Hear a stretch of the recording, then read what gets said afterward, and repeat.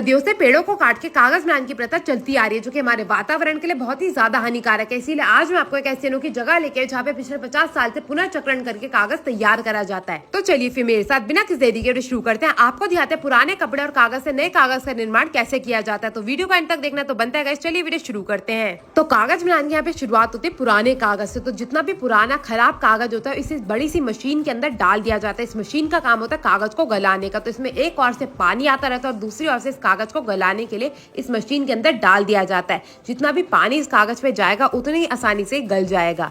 तो ये कुएं के आकार की मशीन होती है जिसमें एक ओर से कागज डाला जाता है, दूसरी ओर से घूम घूम के बिल्कुल गल के दूसरी ओर बाहर आता रहता है। अब इस मशीन की मोटर को कर दिया गया है चालू और इस बड़े से रोलर की मदद से सारे के सारे कागज को गला के एक बिल्कुल पेस्ट सा तैयार कर लिया जाएगा। दूसरी और दूसरा नलका खोला जाएगा और इसमें डाला जाएगा जितना भी पुराना कपड़ा है। कपड़े से दो काम होता है, एक तो कागज में मजबूती आ जाती है, ऊपर से कागज का जो वजन है वो भी बढ़ जाता है। तो अब ढेर सारा जो कपड़ा है, कतरन है कपड़े की, वो इसके अंदर डाल दी जाएगी। पानी में से सारा का सारा जो कपड़ा है वो भी इस मशीन द्वारा गला दिया जाएगा। करीबन 5 घंटे तक इसे ऐसे ही छोड़ दिया जाता है और मोटर की मदद से इसमें सारे के सारे कागज और कपड़े को बिल्कुल अच्छे से गला दिया जाएगा। अब ये जो आप जितनी भी गंदगी देख रहे हैं इस बड़े से रोलर की मदद से यही छूट जाएगी। जितना भी साफ कागज है वो नीचे बह के आ जाएगा। अब इस दूसरी मशीन में इसकी दोबारा से धुलाई करी जाएगी और फिर ये जितना भी साफ पेस्ट जो बनके तैयार हुआ है वो आगे कागज बनाने के लिए भेज दिया जाएगा। अब इस बड़े से रोलर की मदद से ये जो पेस्ट बनके तैयार हुआ है ना वो इसके ऊपर लगाया जाएगा और जितना भी पानी है उसे अलग कर लिया जाएगा। यहाँ पे पानी की बर्बादी नहीं करी जाएगी बल्कि उसे पुनर्चक्रण के लिए इस्तेमाल करा जाएगा। अब जितना भी ये जो पेस्ट तैयार हुआ था उसे आगे की ओर भेज देंगे और पानी को दोबारा से वापस कागज बनाने के लिए पीछे भेज दिया जाएगा।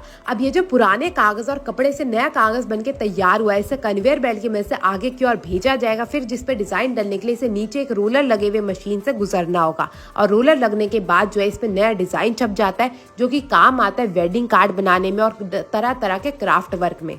अब कागज तो बन गया मगर बात रह जाती है इसको सुखाने की। तो सुखाने से पहले सारे के सारे कागज को एक और जमा करके इकट्ठा करा जाता है और 10 मिनट तक इसे ऐसे ही छोड़ दिया जाता है।